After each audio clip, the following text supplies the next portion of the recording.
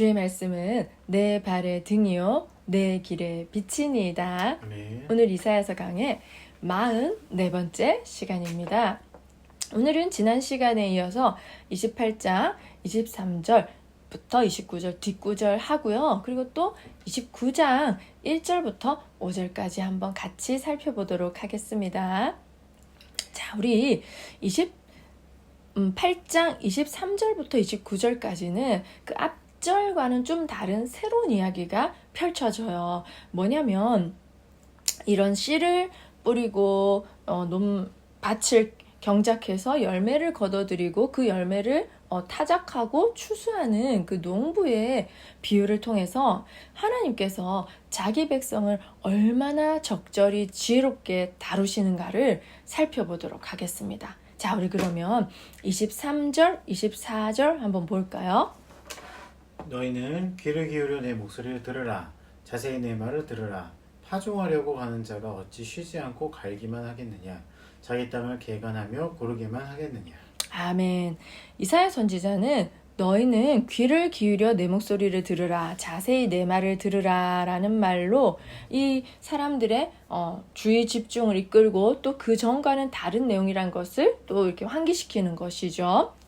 그런데 파종하려고 가는 자가 어찌 쉬지 않고 갈기만 하겠느냐. 이렇게 가는 것은 사실 그 땅을 갈아엎는 거잖아요. 그런 것은 조금 어떻게 보면 이제 그 하나님께서 이스라엘 백성을 다룰 때 갈아엎는다고 하면 심판이죠, 그죠? 그 이스라엘 백성을 회개시켜서 완전히 새롭게, 그러니까 죄악된 것을 덜어내는 그 험난한 작업인 것이죠. 그런데 그 갈기만 하겠느냐? 자기 땅을 개간하며 고르게만 하겠느냐? 아니, 갈고 나면은 뭐 다른 작업을 해야지. 평생 갈고만 있지 않잖아요. 그러니까 이 무슨 뜻이냐면 하나님께서 자기 백성을 그렇게 회초리만 들어서 심판만 하겠느냐, 두들겨 패기만 하겠느냐, 그렇게 좀 이렇게 적절히 징계했으면 다른 또 스텝이 있지 않겠느냐, 그 얘기를 하고 있는 것이죠. 네. 자, 어떤 일이 있는지 또 25절, 26절 볼까요? 지면을 이미 평평히 하였으면 소희향을 뿌리며 대해향을 뿌리며 소맥을 줄줄이 심으며 대맥을 정한 곳에 심으며 귀리를 그 가에 심지 아니하겠느냐. 이는 그의 하나님이 그에게 적당한 방법을 보이사 가르쳤음이여. 아멘. 자, 이제 우리가 잘 모르는 소회향, 대회향 이런 이야기가 이런 식물이 나오죠. 제가 예전에 한번 이 본문을 가지고 설교를 했던 적이 있었는데 다시 한 번 더 설명을 드리겠습니다. 소회향이라는 것은 미나리과의 그냥 풀떼기 식물이 풀떼기 나무가 아니라 그러니까 한 50cm 정도 자라는 이 정도 자라겠죠, 그죠? 그러니까 어떻게 보면 작은 식물이에요.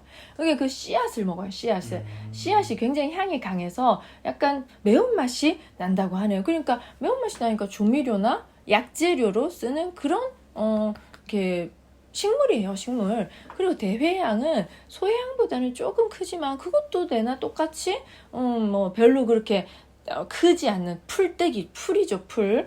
그래서 이 대회향도 이렇게 씨가 향기로우면서도 이렇게 쓴맛이 나서 음식의 맛을 돋구는 그런 조미료로 사용하는 거예요, 그 씨앗을. 자, 그리고 또 소맥은 우리가 알다시피 밀, 대맥은 우리가 잘 아는 보리예요. 그리고 귀리를 이렇게 심는다고 했잖아요. 이렇게 그 가에. 그러니까 귀리라는 것은 오트밀, 우리가 잘 아는 오트밀이에요. 그러니까 그 귀리를 밭가에 이렇게 둥 둘러 심으면서 그 안에 있는 작물을 보호하면서 또 귀리도 얻는 것이죠. 그렇게 지혜롭게 이제 그 농부가 씨앗을 심는 거예요. 자기 자신이 이렇게 해서. 근데 그 지혜를 누가 줬겠냐는 것이죠. 누가 줬겠습니까? 그 지혜를 하나님이 농부에게 주셨다는 거 아니겠습니까?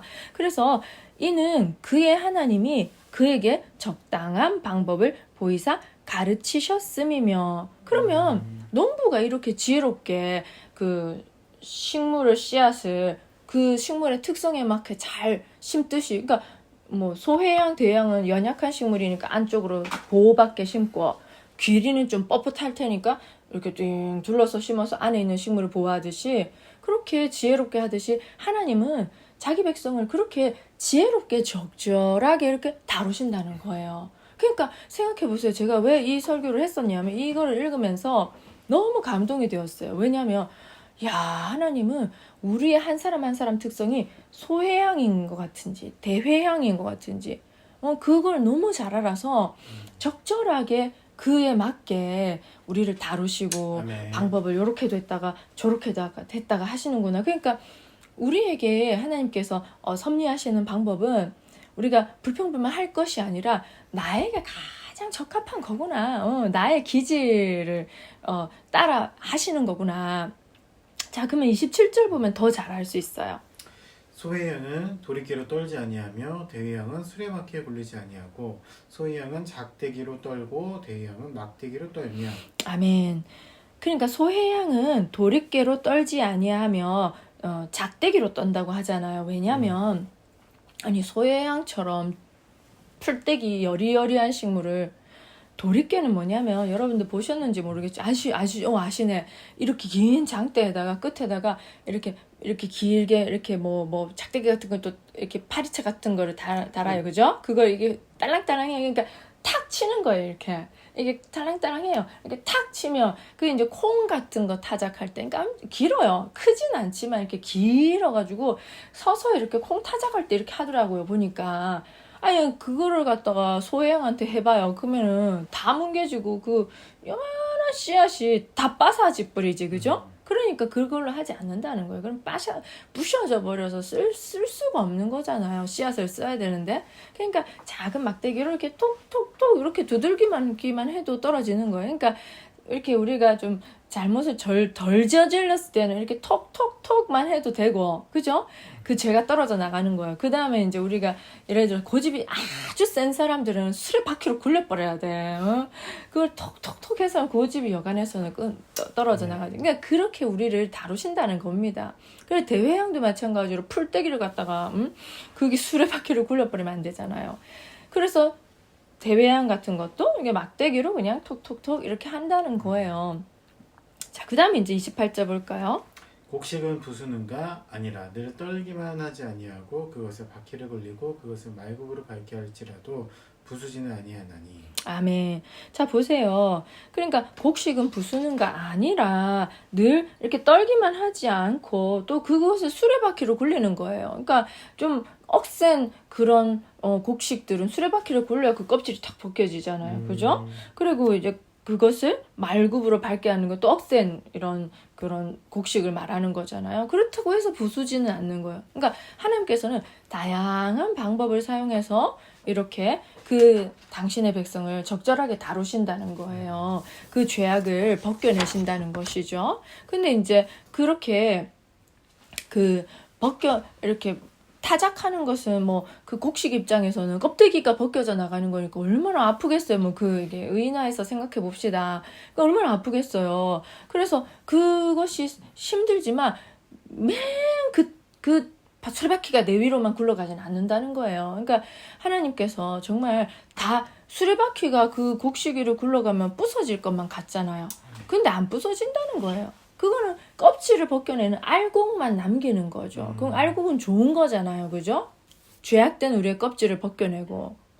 그러니까 아무리 정말 부서질 것 같고 다 부러뜨릴 것, 깨트려질 것, 으스러질 것 같은 하나님의 재앙과 또는 심판이 임한다 할지라도 그것은 당신의 백성을 으스러뜨리고 부수는 작업이 아니라는 거예요. 이 말씀은 그것은 알곡을 거두어들이는 그 곡식의 껍질, 쓸모없는 것을 제하여 버리고 알곡을 거두어들이는 굉장히 지혜로운 하나님의 섭리라는 것을 이사야 선지자는 말해주고 있는 거예요. 그러니까 이스라엘 백성들이 그때 얼마나 죄악이 심각했습니까? 그러니까 이 작대기로 안 들으니까 막대기 썼다가 또 안 되니까 수레바퀴 확 굴려버리고 그런 상황이 된 거예요. 니네 상황을 이런 상황이다라고 지금 비유로 말해주는 것이죠. 자, 이제 29절.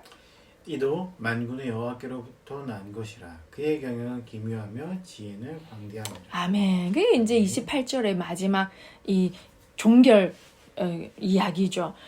만군의 여호와께로부터 모든 이 지혜가 농부의 지혜가 난 것이다. 그래 하나님의 지혜는 얼마나 기묘하며 그 지혜는 광대한가. 그거가 결론이에요. 기묘하다는 것은 놀랍고 경이롭다. 또 너무 높아서 우리가 이해하기 힘들다. 그 뜻이에요. 경이롭다는 것은. 그러니까 하나님의 경영은 감탄을 자아낼 정도로 너무나 놀랍지만 때로는 너무 높아서 우리 머리로는 이해가 안 가는 거예요. 그 바벨론 포로로 끌려갈 때 그게 멸망이고 끝장났지 뭘 그게 소망이 있고 뭐 더 있었겠다고 생각했겠습니까? 인간의 지혜로는 이해가 안 가는 거예요. 우리가 맞닥뜨리는 어떤 여러 가지 사건들, 이벤트들, 그죠? 우리 인생에 있어서든 우리 대한민국, 우리 민족에게 있어서든 이해가 안 가는 거야. 그런데 하나님은 그 속에 굉장히 광대한 하나님의 지혜가 숨겨져 있는 것이죠. 어떻게 될지는 나중 가봐야 아는 거예요. 그죠? 그래서 참 이 본문을 묵상하면서 내 인생에 하나님께서는 가장 적절한 방법으로 나를 다루신다는 것을 저는 깨달았어요. 그래서 참 불평불만 할 것도 없고 그냥 하나님이 하시는 대로 그 방법이 가장 좋다고 인정해 드리는 게 제일 좋은 거구나 하는 그 사실을 깨달은 거죠. 왜냐하면 하나님의 지혜는 너무 높아서 내 지혜로는 이룰 수가 없는 거예요. 내 지혜가 낫겠습니까? 하나님의 지혜가 낫겠습니까? 하나님. 그죠? 그리고 우리가 순종할 수 있는 이유는 내 거보다 하나님께 훨씬 항상 좋다는 것을 우리가 인정한다면 좀 더 순종하기가 쉬워지지 않을까 아멘. 그런 생각이 든 거예요. 자, 우리 또 이어서 29장을 볼 텐데요. 이 29장은 이제 좀 내용이 또 달라져서 물론 같은 맥락이지만 앞부분에서는 예루살렘의 죄악에 대한 심판 이야기가 나오고 또 뒷부분에서는 이사야서가 자주 사용하는 이스라엘의 영광스러운 변화와 구원 이야기가 이렇게 섞여 있어요. 자, 그러면 1절, 2절 볼까요?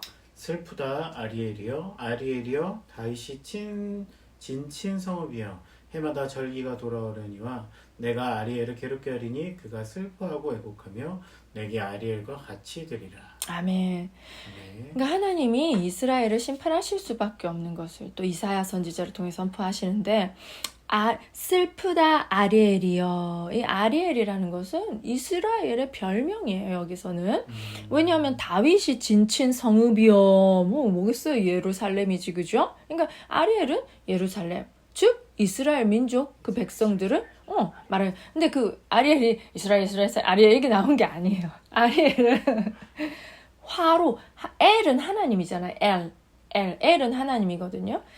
아리엘 하면 그 하나님의 화로 알죠? 우리 옛날에 그 옛날 시대 할머니들이 화롯불에다가 고구마도 구워 먹고 그걸로 다리미도 하고 그랬듯이 하나님의 화로예요. 하나님의 화로가 뭘? 하나님의 번제단을 말하는 거예요. 아리엘이. 그래서 하나님 번제단인데 그 번제단 그 중에서도 그 부위가 이제 짐승을 잡으면 피가 뚝뚝 떨어질 거 아니에요. 그럼 피를 받아야 되잖아. 밑에다가. 그죠? 바닥에 흥건히 젖으면 안 되니까 그 받아 놓는 그 부분을 말하는 거예요. 근데 그 아리엘은 그 불을 확 살르면 그 피가 받친 그 피도 불 타버려요. 피도 다 태워. 그러니까 그 번제단인 거죠. 말하자면. 그래서 왜 이걸 상상해 보세요. 절기가 돌아오려니와 내가 아리엘을 괴롭게 하리니 이렇게 절기가 돌아왔다고 했잖아요. 이스라엘에는 유월절, 초실절, 많잖아요. 그죠? 그 절기마다 그 백성들이 예루살렘에 모여서 성전에 모여서 번제를 드렸을 거 아니에요. 제사를 드렸을 텐데 지금 이사야 선지자는 그 백성들이 모였을 때 다 군중이 모였을 거 아닙니까? 그리고 번제를 드릴 거 아닙니까? 그리고 피가 뚝뚝뚝 떨어지겠죠? 불이 확 붙겠죠? 검붉은 불들이 확 타오를 거 아니겠어요? 그 상상을 해보세요. 그러니까 그걸 보고 있는 거예요. 그 백성들이. 그때 이 말씀을 선포했을 것이라고 많은 학자들이. 왜냐면 그 얼마나 보기 좋았어요. 딱 시각적 효과가 쫙 돼 있는데.